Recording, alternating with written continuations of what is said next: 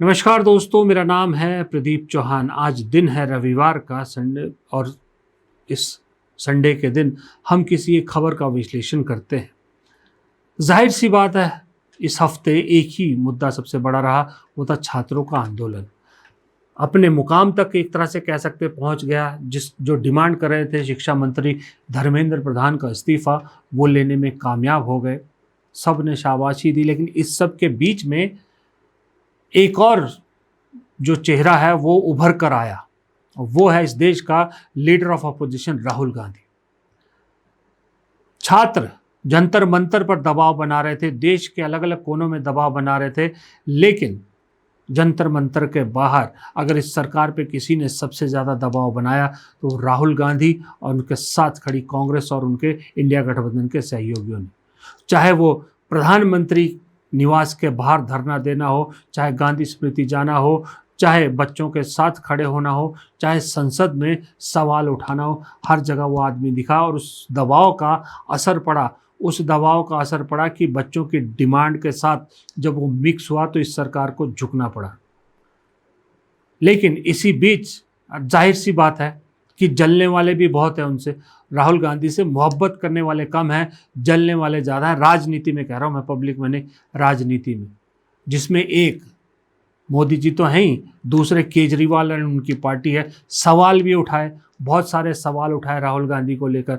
फिर एक सवाल ये भी उठा कि राहुल गांधी जंतर मंतर क्यों नहीं जा रहे। ये आपके दिमाग में भी कौंधा होगा कि राहुल गांधी जंतर मंतर क्यों नहीं जा रहे। इन सब सवालों का, और क्या ये एजिटेशन जो ख़त्म हो गया है, यहीं पर राहुल गांधी इसको छोड़ देंगे छात्रों के मुद्दों को, या अपने जो प्रोग्राम है उनके ज़रिए या किसी और तरीके से आगे ले जाएंगे, ये सब जानने के लिए, और राहुल गांधी ने जो किया प्रेशर बनाने के लिए, वो उनके दिमाग में क्या आया था, क्यों किया था, ये सब जानने के लिए उन्हीं के उस पूरे दौर में एक साथ जो शख्स खड़े थे, बहुत से लोग उनके साथ थे, लेकिन एक और शख्स थे जो आपको बहुत सारे फ्रेम में उनके साथ दिखे होंगे, पसीने से तरबतर, अनुपम। पहले भी आपने देखा, मेरे चैनल पे आए हैं। वैसे तो प्रवक्ता हैं, राष्ट्रीय प्रवक्ता हैं कांग्रेस में, लेकिन राहुल गांधी के करीबी लोगों में से एक है। तो आज उन्हें ही चैनल पे इनवाइट किया है बताने के लिए कि ये सारी राहुल गांधी की स्ट्रेटेजी क्या थी और आगे क्या रहने वाली है। पिछले 4 दिनों में राहुल गांधी को कभी आपने देखा होगा प्रधानमंत्री के घर के बाहर, कभी देखा होगा गांधी स्मृति पर, कभी देखा होगा पार्लियामेंट में। तो अनुपम जी आपको उनके आसपास हर वक्त दिखे होंगे, क्योंकि पसीने में लथपथ जो जितनी उनकी टीम है आपको दिखी होगी। तो आज अनुपम जी से गुजारिश की थी कि थोड़ा वक्त हमारे लिए भी निकालिए, थोड़ा समझने की कोशिश करें, ना सिर्फ कांग्रेस के नजरिए से, बल्कि क्योंकि खुद अनुपम जी जो हैं वो एक ऐसे एज ग्रुप से आते हैं जो जेनजी और जो मिलेनियन के बीच का है, या मिलेनियन ही कह लीजिए, मिलेनियन है ये। और पॉइंट ऑफ व्यू, क्योंकि अभी आपको मालूम है युवा हैं, तो कुछ समय पहले ही ये भी उसी दौर से गुजरे हैं जिस दौर से ये बच्चे गुजर रहे हैं। तो ये पॉइंट ऑफ व्यू ज्यादा बेहतर तरीके से बात सकते हैं। अनुपम जी, सबसे पहले तो आपका बहुत बहुत स्वागत है। मेरा पहला सवाल, ये जो जैन जी का जो प्रोटेस्ट है, जिसे जैन जी का, आप तो खैर बहुत सारे इसमें जुड़ गए हैं, युवाओं का प्रोटेस्ट आप कह सकते हैं इसको, इन युवाओं के प्रोटेस्ट को राहुल गांधी या कांग्रेस कहाँ ले जाना चाह रही है? पहला सीधा सवाल मैं यही पूछना चाहूंगा। पिछले 4 दिनों में जो कुछ अभी तक कांग्रेस ने, आप लोगों ने राहुल गांधी की लीडरशिप में किया है, उसको देख के थोड़ा सा क्लैरिटी कि आप लोग इसे कहाँ ले जाना चाह रहे हैं। देखिए, हम चाहते हैं कि जेनजी का, युवाओं का कोई भी बड़ा आंदोलन जो हो, उसकी दिशा अंततः शिक्षा व्यवस्था में सकारात्मक परिवर्तन की तरफ बढ़े। जो बात राहुल जी ने कोटा में कहा, जो बात हम लोग अपने अभियान में लगातार कह रहे हैं, वो यही है कि देश की शिक्षा व्यवस्था ध्वस्त हो चुकी है और देश की जो परीक्षा प्रणाली है, जो एग्जाम सिस्टम है, उसके प्रति घोर अविश्वास है देश के छात्रों में, नागरिकों में। तो मुख्य रूप से ये 2 काम है, शिक्षा व्यवस्था में सकारात्मक बदलाव और परीक्षा प्रणाली के प्रति पुनः विश्वास पैदा करने का काम, एग्जाम सिस्टम के प्रति। हम चाहते हैं कि ये प्रोटेस्ट हो या ऐसे जितने प्रोटेस्ट्स हों, और इस तरह के जितने भी विद्यार्थियों के आंदोलन हो, उसकी उसकी जो लॉजिकल परिणति है, जो लॉजिकल कंक्लूजन है, वो यही हो सकता है कि हम इस दिशा में बढ़ें। हम इसको भी उसी दिशा में ले जाना चाहते हैं। जी। अनुभव जी, एक चीज और आपसे पूछना चाहूंगा मैं। अभी आपको मालूम है सोनम वांगचुक ने अपना अनशन खत्म किया जेपी नड्डा के कहने पर, और जो उस चिट्ठी में जो उन्होंने जारी की उसमें धर्मेंद्र प्रधान के इस्तीफे का कहीं जिक्र भी नहीं। मेनली मैं धर्मेंद्र प्रधान के इस्तीफे की बात कर रहा हूँ। जबकि कांग्रेस जो कह रही है कि वो तीन डिमांड, जो स्टूडेंट्स की मेन तीन डिमांड है, कि धर्मेंद्र प्रधान का इस्तीफा हो, जिन्होंने दिल्ली में बच्चों पर वो कार्रवाई की उन पर कार्रवाई हो, और तीसरा प्रधानमंत्री माफी मांगे। स्टूडेंट्स भी कह रहे हैं कि हम धर्मेंद्र प्रधान के इस्तीफे से कम नहीं चलेगा। दूसरी तरफ सोनम वांगचुक की वाइफ कहती हैं कि राहुल गांधी जो कर रहे हैं वो इस प्रोटेस्ट को डिरेल करने की, एक तरह से वो इल्जाम लगा रहे हैं कि इस प्रोटेस्ट को डिरेल करने की कोशिश कर रहे हैं। और कुछ लोग आम आदमी पार्टी के जैसे लोग कह रहे हैं कि भाई, आप लोग अगर कांग्रेस बच्चों की ही बात करना चाहते तो जंतर मंतर का जो प्रोटेस्ट है वहीं क्यों नहीं करते, अपना पैरेलल अलग से क्यों कर रहे हैं? ये एक सारा कंफ्यूजन क्या है, थोड़ा एक बार क्लियर कर दीजिए कि कांग्रेस क्यों जंतर मंतर नहीं जाना चाहती, या कांग्रेस उन्हीं बच्चों के साथ है तो किस तरह से है, कैसे अपने आप को एक तरह से अलग भी रखना चाहती है लेकिन साथ भी देना चाहती है? देखिए प्रदीप जी, ये तर्क ही हास्यास्पद है कि आप अगर धर्मेंद्र प्रधान का इस्तीफा चाहते हैं, तो आप जंतर मंतर क्यों नहीं आ रहे? आप चेक करेंगे तो नीट पेपर लीक के विषय के बाद सबसे पहले धर्मेंद्र प्रधान के इस्तीफे की मांग नेता विपक्ष ने ही की थी, इन आंदोलनों को शुरू होने से पहले। हमारा पूरा छात्रों की गूंज अभियान चल रहा है, जिसके अंतर्गत देश में 28 केंद्रों को चिन्हित करके वहां पे अभियान चलाया जा रहा है। उसकी मुख्य मांग भी है कि धर्मेंद्र प्रधान इस्तीफा दे, और पूरा विपक्ष इस बात को कह रहा है। ये बचकाना बात है जो आम आदमी पार्टी के नेताओं ने कहा, और ये हर किसी को समझ में आ रहा है। इस आर्गुमेंट को कोई बाय नहीं कर रहा है कि आप अगर कहीं और खुद से प्रदर्शन करने लग गए, जंतर मंतर पे आके नहीं कर रहे हैं, तो आप जंतर मंतर को कमजोर कर रहे हैं। ये हर पॉलिटिकल आदमी समझता है कि एक तो मतलब इस तरह का तर्क देके वो अपने पोजीशन को कमजोर कर रहे हैं। ऐसी बातें उनको करनी नहीं चाहिए। दूसरी बात देखिए, जंतर मंतर राहुल जी स्वयं आए हों या ना आए हों, इसको लेकर अलग अलग राय हो सकती है लोगों की। कई लोग ये कह सकते हैं कि राहुल जी वहां ना आकर भाजपा को वो मौका नहीं दे रहे हैं ये कहने का कि नहीं, ये तो देखो कांग्रेस वाले ही चला रहे हैं, क्योंकि वो आप जानते हैं कि इस देश की मीडिया, भारतीय जनता पार्टी, वो पूरे आंदोलन को कौन सा रंग दे देती। तो मुझे तो और कई लोगों को ये लगता है कि अब तक अगर राहुल जी नहीं आए हैं, तो उन्होंने इस आंदोलन के हित में बहुत बड़ा निर्णय लिया है, और बिना आए हुए सबसे ज्यादा मुखरता से अगर इस आंदोलन की मांगों के बारे में बात कर रहे हैं, इससे ज्यादा आप क्या एक्सपेक्ट कर सकते हैं? ये तो स्टेट्समैनशिप है एक तरह का। वो आपके मंच का इस्तेमाल नहीं कर रहा है वो आदमी, वो आके जबरदस्ती एक आंदोलन में घुस के भाषण नहीं दे रहा है, जो काम अरविंद केजरीवाल कितनी बार कर चुके हैं, जो डे वन से कोशिश कर रहे हैं कि ये पूरा मूवमेंट जो है, पूरा कैंपेन जो है, इसको हम किसी तरह से एकदम अपने नियंत्रण में कर ले। देखिए एक-एक आदमी, एक-एक राजनीतिक आदमी समझ रहा है कि आम आदमी पार्टी क्या प्रयास कर रही है। लेकिन जिस तरह भारतीय जनता पार्टी भ्रम में है कि सोनम वांगचुक से कुछ लिखवा के, कुछ बयान दिलवा के हम आंदोलन को कमजोर कर सकते हैं, उसी तरह आम आदमी पार्टी इस भ्रम में है कि वो इस तरह की बयानबाजी करके या इस आंदोलन को अपने नियंत्रण में कर सकती है या अपने हिसाब से चला सकती है। ये स्वतः स्फूर्त आंदोलन है प्रदीप जी। यहाँ पे आप जंतर मंतर आएंगे, इसका पूरा कैरेक्टर ही अलग किस्म का है। किसी को मंच से मतलब ही नहीं है, किसी स्टूडेंट को, किसी को इससे मतलब ही नहीं है कि क्या बोला जा रहा है और कौन नेता है। The only common thread in this movement is anger against Modi. बाकी कोई कॉमन थ्रेड नहीं है, कोई एक संगठन नहीं, एक नेता नहीं, मंच नहीं। आप देखेंगे जो जंतर मंतर का मुख्य हिस्सा है, वहां पे तो सिर्फ 1/10 जनसंख्या है। जो मुख्य हिस्सा जिसको आपने देखा होगा, जो जंतर मंतर का हिस्सा जिसको कहा जाता है, जहां प्रोटेस्ट वाला एरिया होता है, 9th 10th जो हिस्सा है, 10 गुना हिस्सा जो है, वो तो उसके बाहर फैला हुआ है।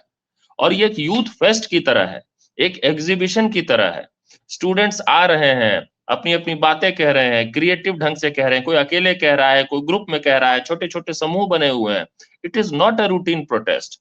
और इस भ्रम में किसी भी पार्टी के किसी भी नेता को नहीं रहना चाहिए कि वो इस मूवमेंट को ओन कर लेगी या वो उसको नियंत्रित करने लग जाएगी। तो ये कुनीति जितने लोग रखते हैं वही इस तरह की बातें कर रहे हैं। राहुल गांधी जी अच्छी नियत से छात्रों की मदद करना चाह रहे हैं। जब उनके ऊपर ब्रूटल लाठीचार्ज हुआ तो उसके बाद जो उनका गुस्सा था वो दिखा। वो हॉस्पिटल गए, प्रधानमंत्री के आवास का घेराव किया कि भाई आप कैसे ऐसा कर सकते हैं। एज लीडर ऑफ ओपोजिशन वो उनकी मुख्य भूमिका है ये काम करना। उन्होंने उस काम को बखूबी निभाया है और देश देख रहा है और देश इस बात को अप्रिशिएट कर रहा है। आम आदमी पार्टी के दो चार नेता क्या कह रहे हैं वो इमैटीरियल है और वो ये सब बातें कह के एक मायने में खुद को एक्सपोज भी कर रहे हैं कि वो चाहते क्या थे इस मूवमेंट से। इससे यही समझ में आ रहा है कि वो शायद चाहते थे कि ये पूरा जो मूवमेंट है ये हमारी जेब में रहे। और जैसे ही उन्होंने देखा कि राहुल जी एग्रेसिव हैं, राहुल जी सरकार से सवाल कर रहे हैं और इस देश के यूथ को कनेक्ट कर रहे हैं इस सवाल पे, तो वो बेचारे एक असुरक्षा के भाव से ग्रसित हो गए हैं। ये सबको समझ में आ रहा है। जो टीनेजर वहां पे जा रहा है ना जंतर मंतर पे, 15 साल 16 साल 17 साल का, उसको भी समझ में आ रहा है ये बात। तो बाकी मीडिया को नहीं समझ में आ रहा है अगर, तो वो तो अलग सवाल है। तो मुझे लगता है कि देखिए ये कोई इसमें विषय नहीं है। सोनम वांगचुक जी क्या कह रहे हैं, उनकी पत्नी क्या कह रही है, ये भी उनकी राय हो सकती है। उसके प्रति मुझे कोई दुराग्रह या उससे कोई लड़ने वाली बात नहीं है। ये सवाल सबके मन में रहेगा कि आपने शुरू से डे वन से कहा कि बिना शिक्षा मंत्री के इस्तीफे के आप अनशन नहीं तोड़ेंगे। आपने खुद को इतना दुःख दिया, आप अनशन में रहे, पीड़ा दी, पूरा देश ने आपका साथ दिया और ये सब देने के बाद मोदी सरकार के एक मंत्री को आप कह दें कि नहीं-नहीं अनशन टूट जाए और जो प्रमुख माँग है उसी पर ज़ोर ना दें आप, तो फिर जो जो जी, लोग ऑब्ज़र्व कर रहे हैं, क्लोज़ली देख रहे हैं, उनके मन में जी, तो कई तरह के प्रश्न उत्पन्न होंगे ही। जी। अनुपम जी, मेरा अगला सवाल है, एक सवाल के 2 पार्ट है।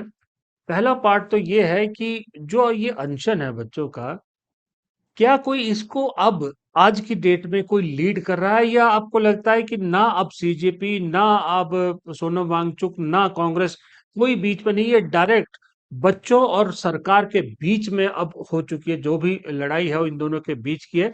अब कोई इसको फिलहाल लीड नहीं कर रहा, बच्चे खुद लीड कर रहे हैं। और दूसरा, इसका बी पार्ट सवाल का ये है कि इन केस जिस तरह की खबरें आ रही है, जिस तरह का कोशिशें की जा रही कि खाना भेजने वालों तक को जो है वो डराया जा रहा है, रेस्टोरेंट्स को मना किया जा रहा है। अगर ये अनशन किसी तरह से दिल्ली में से उठ भी जाता है या उठा दिया जाता है, लेकिन पूरे देश से क्या पूरी दुनिया से जो है, जो तस्वीरें आ रही है इन सब के सपोर्ट में, जो बच्चे अलग-अलग शहरों में सड़कों पे निकले हैं, ये सिर्फ दिल्ली तक सीमित ना रहकर क्या पूरे देश में अब हो चुका है, और दिल्ली से उठा भी दिए तो कोई फर्क ज्यादा पड़ेगा नहीं? देखिए दोनों बातों का मैं जवाब देता हूँ।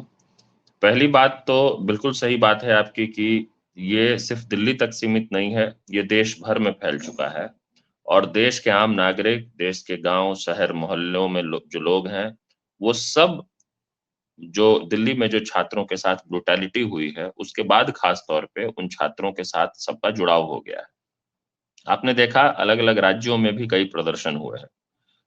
मेरे राज्य बिहार में तो सबसे ज़्यादा प्रदर्शन हुए हैं और एक अलग स्टाइल में हुआ है। बिहार का प्रदर्शन अलग ही होता है। मतलब पटना में स्टूडेंट्स जाके पुलिस से पूछ रहे हैं कि आपके यहाँ टियर गैस का व्यवस्था है कि नहीं?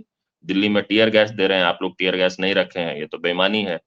तो उनको बैरिकेड दिया जा रहा है, तो बैरिकेड पे चढ़ के वो उसका रेल बना दे रहे हैं बैरिकेड का। तो ये पटना का और बिहार के मूवमेंट का स्टाइल ही अलग होता है। अब है कि बिहार के अलग-अलग ज़िलों में हो रहा है। हर जगह केस मुकदमे किए जा रहे हैं, कई स्टूडेंट लीडर्स को उठाया गया है। पटना में इतना ज़्यादा डर का माहौल बनाया गया है कि जितने भी छात्र नेता या ऐसे लोग हो सकते हैं, एक्टिविस्ट हो सकते हैं, पार्टी के हो या पार्टी के बाहर हो, जिनको लेकर पुलिस को, सरकार को ये लगता है कि वो किसी आंदोलन को आगे बढ़ा सकते हैं, उन सबको पहले ही डिटेन किया जा रहा है। तो माहौल बहुत डर का बनाने की कोशिश है। जहानाबाद में फायरिंग हुई, अभी परसों पुलिस फायरिंग उन्हीं छात्रों के आंदोलन पे किया गया। अलग-अलग जगह से अलग-अलग रिपोर्ट्स आ रही है। तो ये इसका अर्थ ये है कि आंदोलन फैल रहा है और जितना ज़्यादा दमन होगा, आंदोलन उतना व्यापक होगा, उतना बड़ा होगा। ये nature of a students youth movement होता है।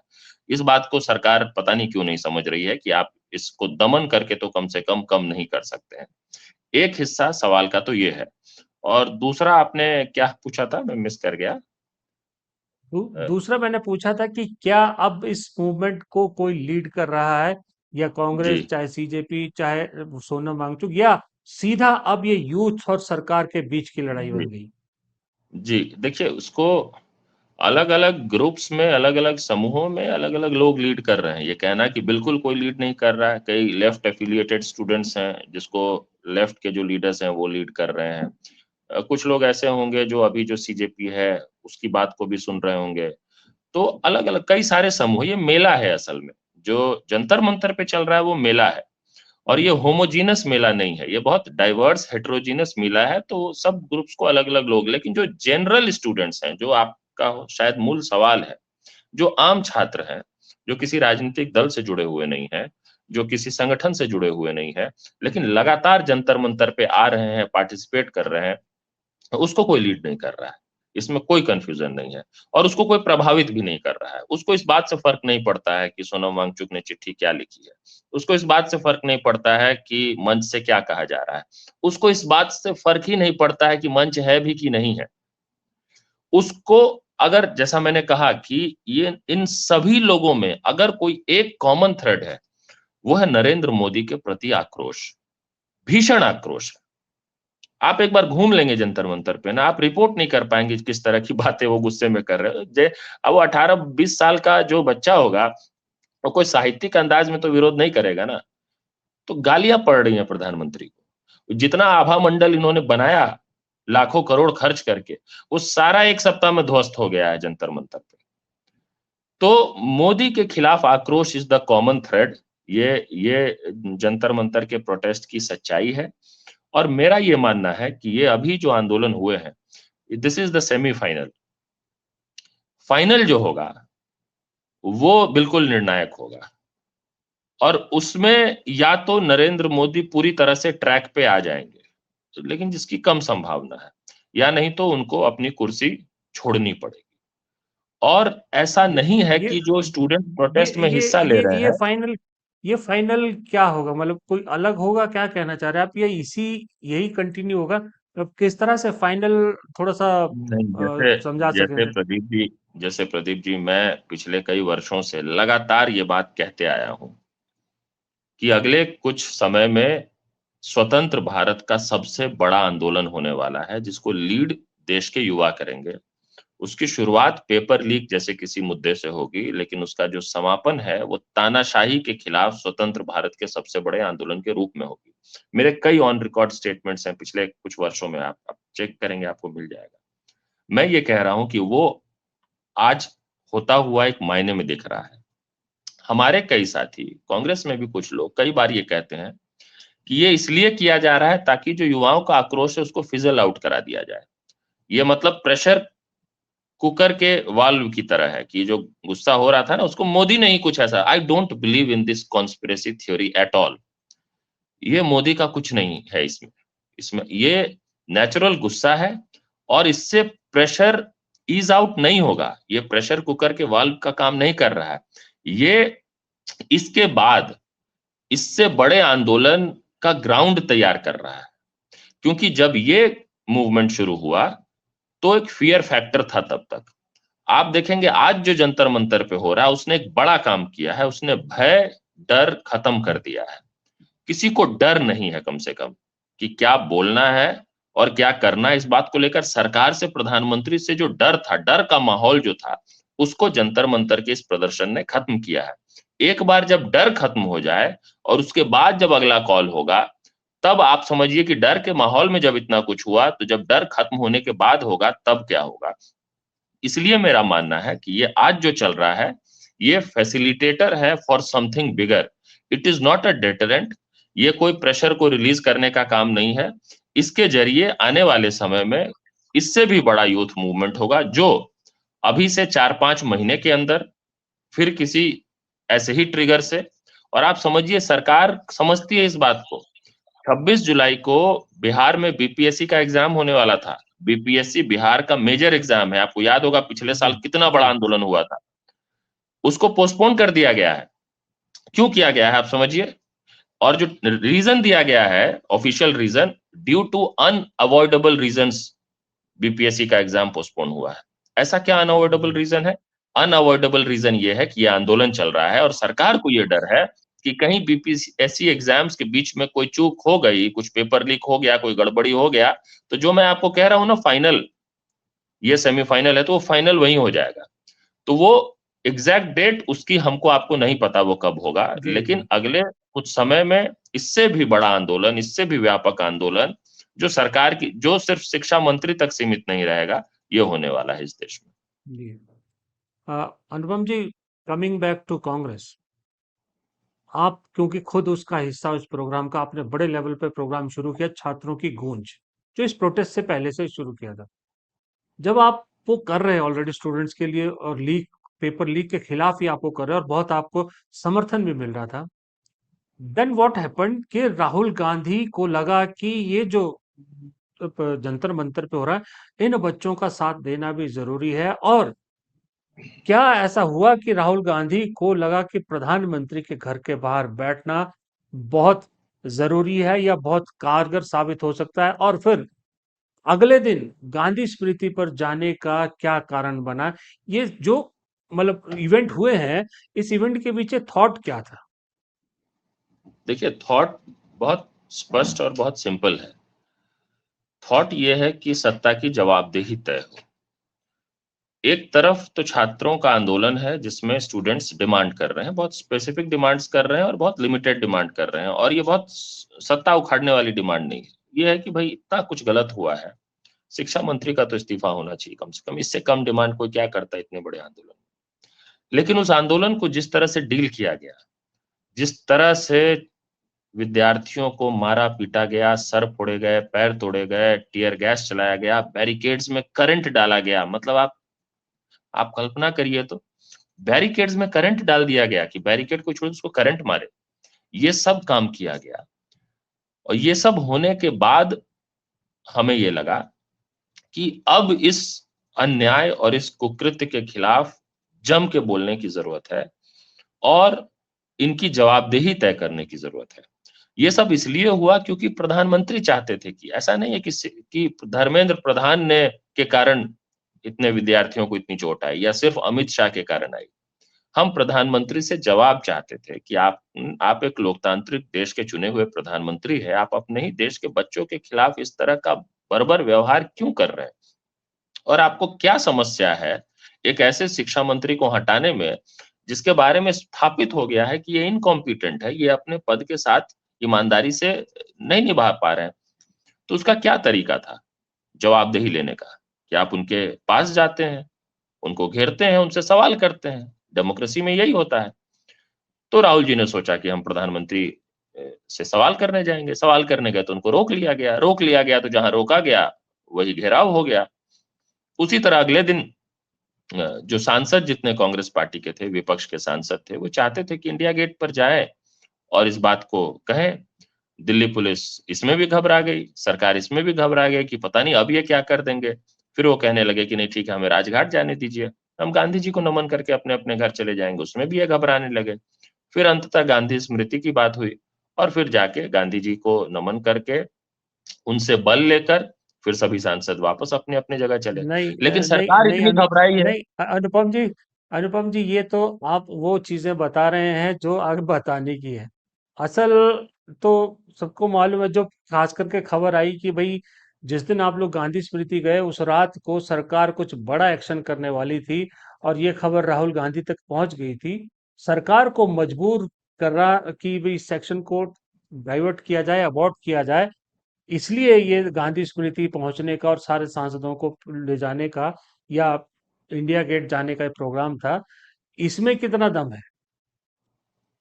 नहीं देखिए, ये जो विश्लेषण का हिस्सा है ये तो आपका हिस्सा है, लेकिन जो बात मैं कह सकता हूँ वो ये कि ये सही बात है कि जो जंतर मंतर पे स्टूडेंट्स हैं उनको हटाने को लेकर सुगबुगाहट थी। अब जिनको हटाना है ये बात तो वही पुष्टि करेंगे कि हम हटाना चाहते थे कि नहीं हटाना चाहते थे। मुझे भी ऐसा लग रहा था कि आज रात को हो सकता है पुलिस क्रैकडाउन हो, क्योंकि सारे लक्षण इस तरह के थे। सीपी की सारी दुकानों को बंद करवा दिया गया। आप देखिए रफी मार्ग पे, मैं खुद कॉन्स्टिट्यूशन क्लब में था शाम को, और शाम को एकाएक सारे सिक्योरिटी वाले आके कॉन्स्टिट्यूशन क्लब को खाली कराने लगे। अब आप समझिए कोई अर्थ नहीं था जिसका। तो उस एरिया में जितनी बिल्डिंग्स हैं उनको वैकेट करा रहे हैं, लोगों को निकालने लगे और इंटरनेट शटडाउन तो कर ही रखा है पूरे एरिया में। लोगों को इतनी दिक्कत हो रही है, मेट्रोस बंद कर रखा है। आप समझिए मेट्रो भी बंद है और इंटरनेट शटडाउन भी है। आप समझिए जिसके पास अपनी गाड़ी नहीं होगा, वो इस समय सेंट्रल दिल्ली में क्या करेगा? ये तो आप उनके राइट्स भी छीन रहे हैं। जो प्रोटेस्ट कर रहे हैं उनके राइट्स तो छीन ही रहे हैं। जो आम नागरिक हैं, उनको भी असहजता हो और फिर ये अपनी जो दरबारी मीडिया है, उसके ज़रिए ये दिखाएँगे कि जो लोगों को दिक्कत हो रही है, वो प्रोटेस्टर्स के कारण हो रही है। जबकि लोगों को दिक्कत सरकार के कारण हो रही है। मैं कितने लोगों ने मुझे कहा कि भाई कैब बुक नहीं हो रहा है, मेट्रो बंद है। आप समझिए कैसे कहाँ कौन क्या करेगा? कोई दुकानें खुली हुई नहीं है। तो एक बड़े इलाके में ऐसा माहौल बना दिया गया है कि लोगों को बहुत परेशानी हो लोगों को परेशानी हो रही है। और उस दिन तो और ज़्यादा टेंस्ड एटमॉस्फियर था। ज़रूरत से ज़्यादा पुलिस फ़ोर्स इस तरह तैनाती की गई जैसे कि पता नहीं कौन-सा मतलब सीमा पे युद्ध लड़ना है इनको। तो ये अंदेशा कई लोगों को था कि आज रात में शायद ये करेंगे पुलिस क्रैकडाउन। मुझे लेकिन ये भी शक था कि ये शायद करने की हिम्मत नहीं करेंगे क्योंकि संख्या जिस तरह की थी स्टूडेंट्स की, तो ऐसा कुछ करते तो मतलब वो तो एकदम समझिए बेवकूफ़ाना हरकत होती पूरी तरह से। जिसको सच में कहते हैं विनाश काले विपरीत बुद्धि वो होती। तो ये अंदेशा तो था ही उस शाम को। जी। जी, अनुपम जी, एक आखिरी सवाल ये जानना चाहूँगा कि आपके जो प्रोग्राम चल रहा था, जो छात्रों की गूंज जिसका मैंने ज़िक्र किया और अब ये इधर भी आप लोग कर रहे हैं दिल्ली में सबके आगे क्या अब वो छात्रों की गूंज प्रोग्राम जो है उसका आउटलुक चेंज होगा उसका जो कुछ उसमें एडिशन होगा या वो यूं जस का तस चलता रहेगा लेकिन ये जो जब तक दिल्ली में प्रोटेस्ट पे बैठे हैं बच्चे इनका जो साथ जिस तरह से दिया जा रहा है वो कंटिन्यू उसी तरह से किया जाएगा कुछ देखिए, बदलाव आएगा सबसे स्ट्रेटेजी में पहले या तो हमें ये जी समझना है कि ये 2 अलग चीज़ें हैं ही नहीं। छात्रों की गूंज अभियान जब हम लोगों ने शुरू किया, तो उस अभियान का मकसद ही यही था कि हम परीक्षा प्रणाली में विश्वास दोबारा बहाल करने के लिए शिक्षा मंत्री का इस्तीफा करवाएँ। स्पष्ट रूप से छात्रों की गूंज अभियान का ये मांग है। पेपर लीक मुक्त परीक्षा हो, वार्षिक कैलेंडर हो, बिल्कुल एग्ज़ाम सिस्टम पे ही कॉन्सन्ट्रेटेड था। और उसको लेकर हम देश भर में प्रदर्शन हो, आंदोलन हो, हमारे साथी उसके प्रयास करते रहें और जितने भी आंदोलन चल रहे हों, उसको हम मदद करें। ये सब छात्रों की गूंज अभियान का ही हिस्सा था। तो जब ये है, तो इसको हम 2 अलग अलग ढंग से देख ही नहीं सकते। छात्रों का जो ये आंदोलन हो रहा है, यही छात्रों की गूंज है। छात्रों की गूंज किसी संगठन का नाम तो है नहीं। हम तो कह ही रहे हैं कि ये जंतर-मंतर पे जो हम देख रहे हैं, यही तो गूंज है छात्रों की। इसी गूंज को हम संसद तक, सड़क तक और सब जगह पहुँचाना चाहते रहे हैं। तो ये 2 अलग काम नहीं है। ये आंदोलन ही छात्रों की गूंज है, छात्रों की गूंज ही आंदोलन है। बाकी सेंटर्स में जो हम काम कर रहे हैं, वहाँ भी इसी काम को जो जंतर-मंतर पे जो हो रहा है, उसको आगे एक्सपैंड करने की कोशिश कर रहे हैं। अलग-अलग जी शहरों पे धरना स्थल बन रहा है। जयपुर में हो चुका है बैंगलोर में हो चुका है, इंदौर में हो चुका है, कई जगहों पे टिकाऊ जिस तरह से जंतर-मंतर पे अपने शिक्षा मंत्री के इस्तीफे की माँग करते हुए और प्रधानमंत्री से माफ़ी की माँग करते हुए बैठे हुए, उसी तरह अन्य शहरों में भी बैठ रहे हैं। तो जी इसमें कोई जी कोई डिवीज़न नहीं है छात्रों की गूंज अभियान और इस आंदोलन में, एक ही है दोनों। तो अनुपम जी जाते जाते आप ये भी बता दीजिए कि फिलहाल प्रेजेंटली पिछले 2-3 दिन में जो डेवलपमेंट हुई उसको देखने के बाद राहुल गांधी की आप लोगों को क्या इंस्ट्रक्शन? नहीं, ये स्पष्ट स्पष्ट निर्देश है कि हम छात्रों के साथ मजबूती के साथ खड़े हैं। हम विद्यार्थियों के साथ जो अन्याय हुआ है, उनके साथ जो बर्बरतापूर्वक जो लाठीचार्ज हुआ है उसमें सरकार की जवाबदेही तय करें और जितने भी ऐसे आंदोलन स्वतः स्फूर्त हो रहे हों, जितने भी ऐसे समूह अपनी बात कह रहे हों, उनकी हम मदद करें और देश में शिक्षा व्यवस्था को सुदृढ़ करने के लिए, उसमें जो सकारात्मक परिवर्तन है, वो लाने के लिए और परीक्षा प्रणाली को बेहतर करने के लिए जो हमारे जितने अभियान हैं या देश भर में जितने अभियान हैं, उन सब के साथ हम कंधे से कंधा मिलाकर मजबूती के साथ अंजाम तक ले जाएँ। इसमें कोई कन्फ्यूज़न नहीं। जी अनुपम जी अनुपम जी मुझे नहीं मालूम कि आप लोग कहाँ तक कामयाब होंगे, इन बच्चों के साथ कौन राजनीति कर रहा है, कौन नहीं कर रहा, मुझे नहीं मालूम। राहुल गांधी जो मुहिम चलाए हुए हैं, वो मुहिम कहाँ तक पहुंचेगी, आप लोगों को ज्यादा बेहतर पता है। मुझे तो नहीं पता, क्योंकि आप लोग स्ट्रेटेजी बनाते हैं, आप लोग उनका टीम का सदस्य है। लेकिन एक पिता होने के नाते मेरी एक गुजारिश आप लोगों से भी है, और ये दुआ भी है, कि जो बच्चे जंतर मंतर पे बैठे हैं ना, इनका सिर्फ प्रदर्शन के अलावा जो इनकी रोजमर्रा की जिंदगी में जो मुसीबतें आने वाली है, कोई बीमार होंगे, किसी को खाने की दिक्कतें, नहा नहीं पा रहे, वहां नहीं पा रहे। वैसे तो मैं जानता हूं, मैंने आज सुबह ही एक वीडियो किया, जो आपका कांग्रेस सेवा दल वहां पर काम कर रहा है।